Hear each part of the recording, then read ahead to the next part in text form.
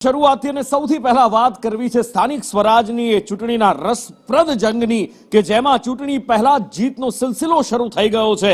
તડજોડની રાજનીતિ, ખરીદ ફરોખ્ત આ બધું ચૂંટણીઓમાં જોવા મળતું હોય છે અને માટે જ ધડાધડ ફોર્મ પાછા ખેંચાઈ રહ્યા છે અને ભારતીય જનતા પાર્ટી જીતી રહી છે।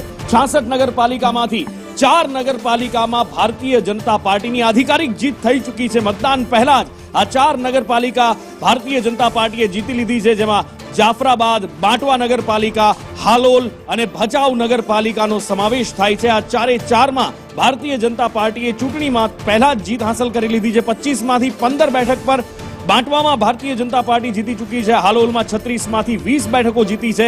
ભચાઉમાં 28 બેઠકોમાંથી 21 બેઠક ઉપર ભારતીય જનતા પાર્ટીના ઉમેદવાર બિનહરીફ। તો જાફરાબાદમાં પણ આ જ ચિત્ર જોવા મળી રહ્યું છે અને એટલું જ નહીં, આ તો નગરપાલિકાની વાત થઈ, તાલુકા જિલ્લા પંચાયતની પણ ચૂંટણીઓ છે, પેટા ચૂંટણીઓ છે, એમાં પણ કંઈક આવું જ દ્રશ્ય જોવા મળી રહ્યું છે અને એના દ્રશ્યો અત્યારે 8 દ્રશ્યો કે જ્યાં ભારતીય જનતા પાર્ટીની આ જે પણ તડજોડ કહો કે પછી જે પણ કૌવત કહો કે જે પણ રીતે ભારતીય જનતા પાર્ટી મિત્રતાના ભાવે કે પછી જે આરોપ લાગી રહ્યા છે સામદામ દંડ ભેદ, એના કારણે ક્યાંક સભ્યો બિનહરીફ થઈ રહ્યા છે। નગરપાલિકા જીતી રહી છે તો ક્યાંક તાલુકા પંચાયતમાં બેઠકો ઉપર ભારતીય જનતા પાર્ટી જીતી રહી છે।